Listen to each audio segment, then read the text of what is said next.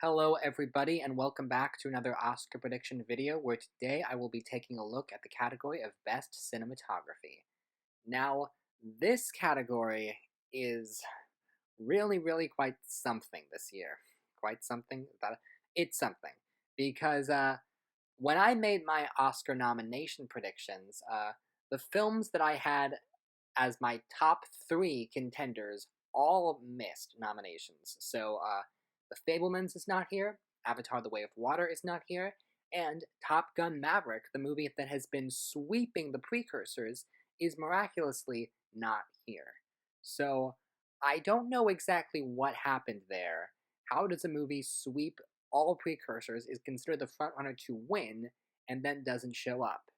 So, that means this category is a total poop show, right? That means we have no idea what's winning, right? Well, that's what we thought initially when the nominations were first announced. But now that we've had a little bit of time to ruminate on them, I think we actually do know what's winning. I think there is a relatively clear frontrunner, but seeing how the Oscars totally messed up with the nominations, at least that's what the perception is, it wouldn't surprise me if there was a wild upset for the win too. But let's not waste any more time and get right into it. Fifth most likely to win is Empire of Light. So this film was shot by Roger Deakins. Roger Deakins, of course, for a long time, he was someone who did not have an Oscar and was racking up a bunch of nominations, but now he has two Oscars relatively recently for Blade Runner 2049 and 1917. He's actually the only person in this category who has previously won an Oscar, which you'd think would help his chances, but I really don't think it will. Uh, I think that with this particular movie, the film itself is just not well liked. This is the only nomination that it got. It was initially expected to be a much bigger contender, and the nomination as a whole really just feels like a token Roger Deakins nomination. I mean, the movie looks nice, don't get me wrong, but I don't really see anything within the film that screams, oh, you have to give this the Oscar. Uh, very good looking film, but he hasn't won anything major, and the nomination really does feel like, okay, Roger Deakins, we'll nominate you again, but we've already given you two awards, and your third one is not going to be for this film. Fourth most likely to win is Bardo, A False Chronicle of a Handful of Truths. So this film was shot by Darius Kanji. This is only his second Oscar nomination, believe it or not, because his first was for Evita back in 1996, but he's done a lot of really impressive work on films like Midnight in Paris, Amour, Okja, Uncut Gems, so he's definitely been around the conversation for a long time, but this is his second Oscar nomination. And the film itself, obviously not very well received. This is much like Empire of Light. These are two movies that feel like they would make a perfect episode of This Had Oscar Buzz, but somehow they got the one nomination. Uh, and this movie, the fact that it didn't even get nominated for international feature proves that it is not well liked. However, the cinematography, just going by the trailer, is very eye-catching because a lot of it is shot with a fisheye lens, and there's some very unique wide images and some unique wide shots. There's some impressive long takes.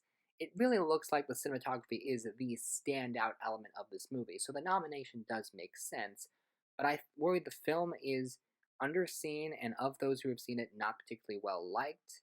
So, like with Empire of Light, I can't imagine that this would have the strength to actually win this category. Third most likely to win is Tar. So this film was shot by Florian Hofmeister, and this is his first nomination. Although, the funny thing is, looking at his filmography, he doesn't have that much under his belt. He's done some TV work like Pachinko, but this is really his big breakthrough. And so, and it's good work. The film, obviously, more liked than the other two. This is a Best Picture nominee. And the cinematography, I think, in some moments is quite striking. There is, of course, that Juilliard scene that is all one long take. So it is interesting to pick a movie like this where the majority of it is shot indoors and it's contemporary, and it's not what you would typically see for a cinematography nomination, but it's certainly good work and unique work. but I worry that it might be a little bit too subtle and that they usually like to go for things that have a more grand look to them. Plus, I don't believe this has won any significant precursors. So, good work, good nomination, but I don't see a win happening.